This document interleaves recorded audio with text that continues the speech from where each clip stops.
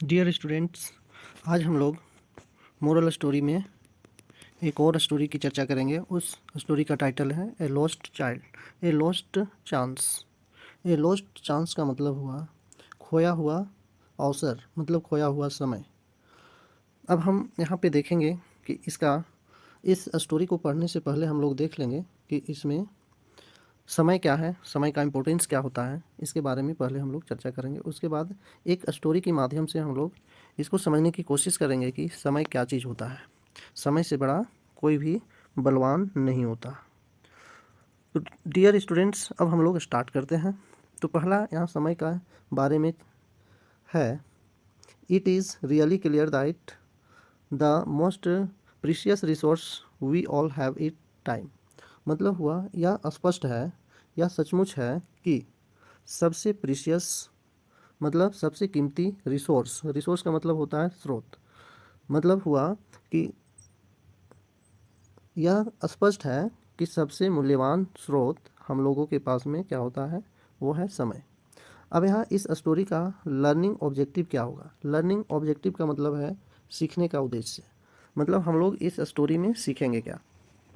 तो इस स्टोरी में हम लोग सीखेंगे वो है to know the value of time and importance of being disciplined and active while seizing opportunity when they arise. मतलब हुआ कि हम लोग जानेंगे किसके बारे में, समय का वैल्यू, समय का मूल्य, समय का क्या वैल्यू होता है, मूल्य क्या है। And importance of being disciplined. अब इम्पोर्टेंस, डिसिप्लिन का इम्पोर्टेंस क्या है, डिसिप्लिन का महत्व क्या होता है। एंड एक्टिव, एक्टिव और डिसिप्लिन का महत्व क्या होता है। वाइल्ड सीजिंग, जब अपॉर्चुनिटी जो है हमारी कैद हो जाती है, जो अवसर है वो कैद हो जाती है, तब हम लोग क्या करते हैं। व्हेन दे अराइज, तब क्या उदय वे होते हैं। अराइज का मतलब हम वहाँ से और एक नई डायरेक्शन में चल पड़ते हैं। नेक्स्ट है, अब यहाँ पे हम लोग देखेंगे value of time. Value of time क्या है, इसके बारे में हम लोग देखेंगे। तो वैल्यू ऑफ टाइम है, the value of time refers to the importance of using time wisely and efficiently. मतलब वैल्यू जो समय है, समय का जो वैल्यू है, मूल्य है, वह हम लोगों को बताता है। क्या बताता है, समय यूज करते हुए करने के इम्पोर्टेंस, समय को यूज करने का इम्पोर्टेंस वाइजली, बुद्धिमता से, अपनी चतुराई से कितना समय को उपयोग करते हैं उसके इम्पोर्टेंस के बारे में है। Efficiently it emphasizes the significance of making the most out of every moment as time or is lost cannot be regained। मतलब हुआ दोस्त कि emphasize मतलब यह बल देता है, significance of making most out of every moment मतलब हर एक क्षण के महत्व होने का इम्पोर्टेंट महत्व है। As time orient lost cannot be regain, मतलब यहाँ वर्ड गलत है, लेकिन यहाँ कहना चाहता है राइटर कि जो समय है अगर वो किसी तरह लॉस्ट हो गया, खो गया, किल कर दिए, मतलब वेस्ट कर दिए, बर्बाद कर दिए, तो वो समय को हम फिर से दोबारा वापस नहीं ला सकते हैं। अब यहाँ पे एक स्टोरी के माध्यम से हम लोग देखेंगे कि क्या है समय का महत्व। A king became lost in a king became lost in forest during the hunting trip. मतलब एक राजा है, वो जंगल में हंटिंग मतलब शिकारी की यात्रा में निकले थे, तो क्या हुआ, वो लॉस्ट हो गया, खो गया है अपना, जंगल में हंटिंग के समय वो अपना रास्ता खो गया है। While he soldier unable to locate him, जबकि उसके जो सोल्जर है उसके लोकेट करने में, रास्ता को लोकेट मतलब पता लगाने में, दिशा को पता लगाने में असमर्थ है, unable to locate. He was tired and hungry, it was getting dark in forest. अब क्या हुआ, राजा क्या है, थक गया। It was getting dark in the forest, जंगल में अंधेरा हो गई। Suddenly he was suddenly attacked by a group of dacoits. अब क्या हुआ, अचानक से वहाँ पे उन लोगों एक ग्रुप डकैत के एक ग्रुप के द्वारा उसे राजा को अटैक किया गया, आक्रमण किया गया। He was trying hard to protect himself, उसने बहुत कोशिश किया अपने को, खुद को सुरक्षा करने के लिए। Beside his effort to defend himself, मतलब खुद को सुरक्षा करने की कोशिश के बावजूद, क्या होता है, a passing young man named हरिया। अब उसी के सामने से एक आदमी क्रॉस करता है, पास होता है, उसका नाम होता है हरिया। केम टू हिज रेस्क्यू, उसके बचाव में आए, मतलब किसके बचाव में, राजा के बचाव में। Together they fought off the dacoits until the king's soldiers arrived. अब उसके एक साथ क्या हुआ, डकैत के साथ में दोनों, मतलब हरिया और डकैत लड़े, जब तब तक लड़े हरिया जब तक कि किंग का सोल्जर वहाँ पहुँचे। The dacoits were arrested, the king thanked Hariya and asked about his background. अब क्या हुआ, डकैत्स ने क्या किया, किंग को, द डकैट्स वर अरेस्टेड, डकैत को अरेस्ट किया गया, गिरफ्तार कर लिया गया। तब राजा ने हरिया को थैंक यू कहा और उसके बारे में, उसके पृष्ठभूमि के बारे में, उसके बारे में पूछा। हरिया हरिया told him that he was very poor and jobless. हरिया ने बताया, राजा को बताया कि मैं एक पुअर हूँ, मैं एक गरीब हूँ और जॉबलेस हूँ, मतलब मेरे पास कोई जॉब नहीं है, कोई काम नहीं है। He went to the nearby village to find work and was returning back when he was the king fighting with the dacoits. मतलब कि बोला कि मैं सामने वाले गांव में गया था कुछ काम को खोजने के लिए और वहाँ से मैं रिटर्निंग आ रहा था, जब उसने देखा कि डकैत राजा को के साथ में फाइटिंग कर रहे हैं, लड़ रहे हैं। The king was very kind, he was impressed by Hariya's courage. अब किंग बहुत दयालु था, वह हरिया के करेज, हरिया के साहस से क्या हुआ, वो इम्प्रेस्ड हो गया, मतलब भावुक हो गया। As are taken of thank, अब जैसे ही उनको थैंक कहा, he invited Hariya to his palace and said you can come to my palace tomorrow and I will give you a chance to collect as much wealth as you desire from my royal treasure before the sunset. अब क्या हुआ, इससे thank करने से राजा क्या हुआ, impressed हो गया। तब हरिया को क्या किया, वो अपने पैलेस में अगले दिन इनवाइट किया कि तुम मेरे पैलेस में आना, मेरे राजमहल में आना।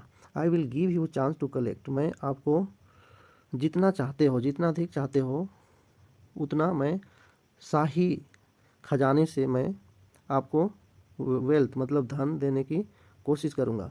बिफोर द सनसेट, लेकिन ये सूर्यास्त होने के पहले। Hariya rushed home to tell this to his wife. अब जल्दी से हरिया ने अपना घर गया और ये बात अपनी वाइफ को हरिया ने बताया। She was thrilled but was worried as Hariya had a very bad habit of the postponing things. अब यहाँ पे क्या है कि उनकी वाइफ जो थी, हरिया की वाइफ, वो बहुत थ्रिल्ड हो गई, थ्रिल्ड का मतलब बहुत ज़्यादा खुश हो गई, उत्साहित हो गई। लेकिन उसके पास चिंता भी था कि हरिया एक के पास क्या था, एक बहुत ख़राब व्यवहार था, जो चीज़ों को पोस्टपोनिंग करता है, मतलब छोड़ देता है।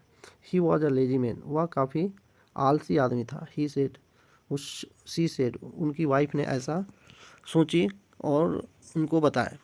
ही should get up on time tomorrow morning and leave early to reach the palace. अब क्या हुआ, अगले सुबह वो जल्दी सुबह में उठ गए और वह जल्दी से राजा के पैलेस पहुँचे। Try to get as much treasure as possible, अब उसने कोशिश किया जितना ज़्यादा ट्रीजर को लेने की संभावना था उतना लेने की कोशिश किया।